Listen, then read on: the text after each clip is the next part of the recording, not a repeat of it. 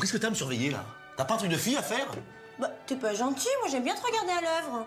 Attends, quand Beethoven a créé sa 9e symphonie, est-ce que tu crois que Madame Beethoven était là à le surveiller? Voilà, alors ça je l'attendais. Il faut toujours qu'on parle de lui, toujours de Monsieur Beethoven. On oublie complètement cette femme. T'en sais rien, peut-être que sa femme, eh ben, elle a vécu dans l'ombre et qu'elle s'est occupée de tout, de toute l'intendance de la maison. Peut-être qu'elle a emmené ses vêtements au pressing, peut-être que c'est elle qui payait les factures de téléphone. Non, ça bien sûr, on l'oublie complètement. On parle que de lui. Lui, qu'est-ce qu'il faisait? Il écrivait des chefs-d'œuvre. Eh ben peut-être qu'il avait beaucoup de chance d'avoir une femme comme ça. Lui, finalement, il était... Il était sourd! Et ça, c'est une chance énorme. J'aime bien sortir avec ma femme et tout. Bon, après, des fois, elle a des moins bons délires où j'arrive pas à la suivre. Tu sais, elle m'annonce un truc comme si c'était fun, alors que c'est nul, quoi. Tu vois, genre samedi après-midi, elle m'a dit « Alban, ce serait trop cool qu'on fasse le ménage dans la maison pour que la maison soit propre et agréable. » Franchement, j'ai passé des samedis plus fun que ça. Hein. Ah, je t'avoue, là-dessus, je suis un peu laxiste. Ah, tu sais, moi, j'ai vécu 1 an célibataire, tout seul, avec une table basse en bois, tu vois. Et le jour où je l'ai frottée, je me suis aperçu qu'en fait, elle était en verre. Donc, tu vois, c'est pas...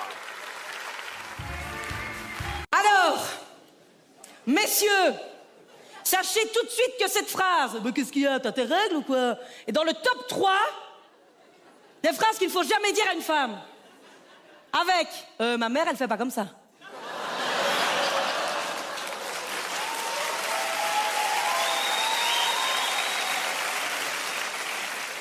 Franchement, vu les applaudissements, il y a plutôt intérêt à écouter les mecs, hein. Je suis que de bons conseils, hein.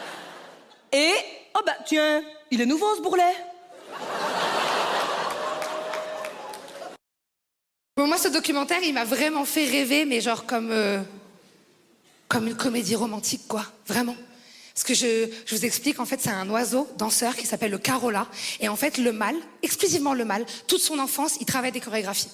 Il travaille des chorégraphies, chaque mouvement veut dire quelque chose de très précis pour qu'elle, elle comprenne bien, tu vois. Et une fois qu'il est prêt, il danse. La femelle, elle le regarde. Si elle aime, elle reste. Si elle aime pas, elle se barre. C'est la vie que je choisis de vivre, ok?